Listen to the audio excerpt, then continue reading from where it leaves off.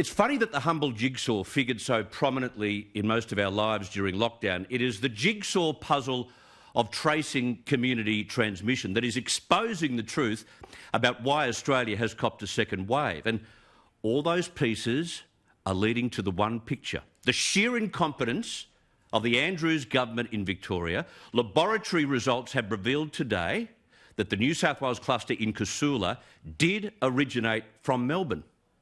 Patient Zero, the carrier, has also been traced. He travelled from a Melbourne hotspot on June 30 and joined a party of colleagues at the Crossroads Hotel on July 3.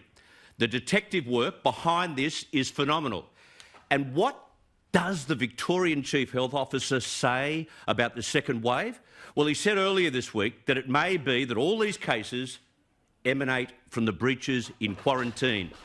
But those selfish Black Lives Matter protesters, well, they're not off the hook either.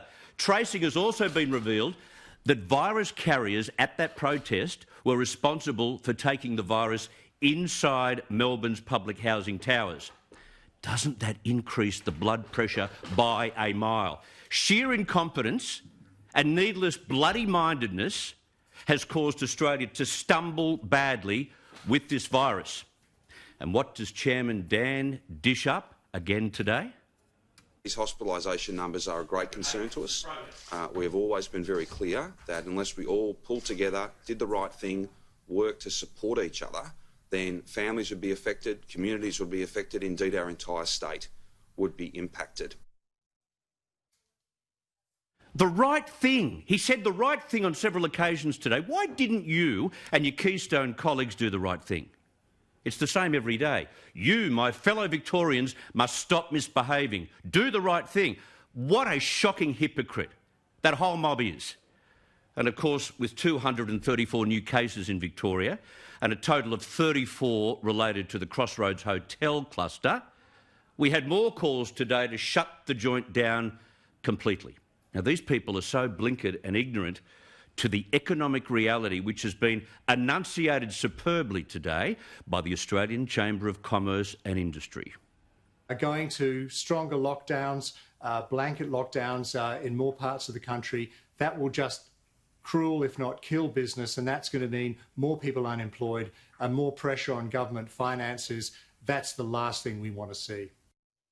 The fact is, there can be no elimination without a vaccine, and definitely not in the major cities of Sydney and Melbourne. This was reinforced today by the New South Wales Health Minister, Brad Hazzard. Don't get an expectation that it will always be zero, because we think this virus will continue to transmit lowly and through the community. And from time to time, we can fully expect this is a world pandemic. It's a 1 in 100-year event. So you can expect that we will have transmission. But that doesn't mean we should wet the bed either. Australians severely ill with the virus have recovered at an extraordinary rate. 85% of patients admitted into ICU have survived. 85% of those who were classified as critical. Now, that's incredible by every standard abroad. And this is part of the latest data provided to all governments this week. It also shows that as long as the second wave of infections doesn't overwhelm the intensive care capacity of hospitals, Australia is unlikely to face a catastrophic loss of life.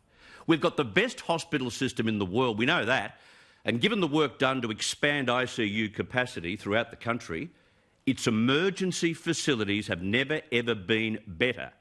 And that's why we must stay open, and that's why we should not be intimidated by this disease. However, the Northern Territory jumped under the covers quickly, again, to close its borders today. Not just to those from Victoria, we get that. Not just from those from the cluster in Sydney southwest, we get that, but all of Sydney. We'll declare all 30 local government areas in Greater Metropolitan Sydney as hotspot areas for the purposes of travel to the Northern Territory.